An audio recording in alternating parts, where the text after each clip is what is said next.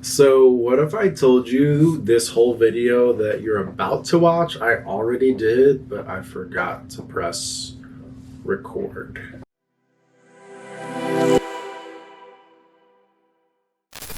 That would be insane. And only an insane person would forget to press record and record for 20 minutes. Where to start? I've had something that's been troubling me recently, and it's not that I forgot to press record. We're gonna put that in the past. Put it in the past, Joe. What's been bothering me recently is what to do with our land. There's so many different ways, obstacles, issues, and for like where we go from here. He's here. So we're on a time limit, not because we're already ready to go, but because baby's gonna be done very soon. Bless you. Bless you. So I have felt a sense of not conflict, but response. No. What's the right word?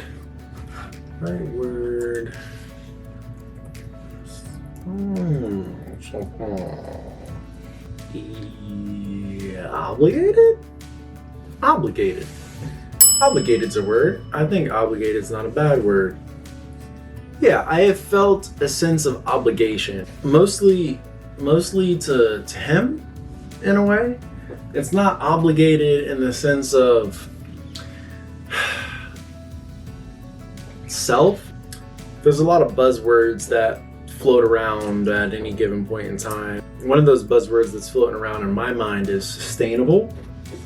Sustainable can kind of mean not a lot of things, but it can mean different things to a lot of different people. From an agriculture standpoint, sustainability could be like avoiding certain crops like soy and corn, like here in Midwest Ohio, where that's basically all people plant, and it destroys the soil, and that's not very sustainable. Like, what does that mean? What does that like look like for us to be sustainable? There's so many different aspects of this conversation, and it's very complex, and sometimes it gets political and sometimes it gets very personal.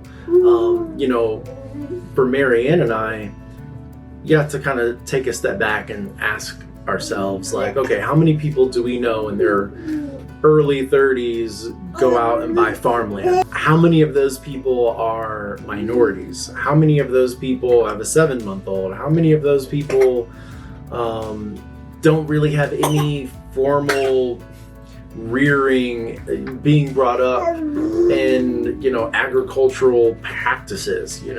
We're in very uncharted territory. There's so many different ways that we could go. And so,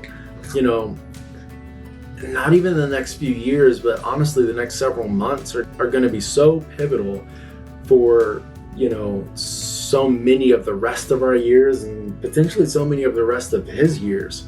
And so it's creating, an environment and a precedence for, our impact on our community and the platform and vehicle in which we do so, which could be this land, because we want to invite people on it and invite our community to share a piece of our lives with people in a very real and practical and tangible way. And so all of that to say, recently I was introduced to this phrase that I've never heard before, which was carbon farming. I've never heard of this. It didn't really make sense at first. Carbon farming of carbon. How does that work? And so I went to the place that all of us go to. And I just clicked on the first link, which is the Ohio Farm Bureau. Carbon markets, potential income for farmers. So I'm just going to read this first section to you, but I will link this article in the description below this video. So farmers are used to getting paid for raising a quality product. Soybeans, sweet corn, apples, peppers, but a farmer's value lies in its soils too. What if farmers could get paid for building a quality soil? Just like markets for those soybeans, there's now a small but growing commodity market for building and storing carbon in a farm's soils. What exactly is carbon? In layman's terms, it's soil's organic matter. Soil health. Farmers who manage their farms for improved soil health are improving their business productivity and the environment at the same time. Carbon dioxide can be stored in the soil through no-till planting, restoring wetlands, converting cropland to permanent grass or trees, planting conservation buffers, and using cover crops.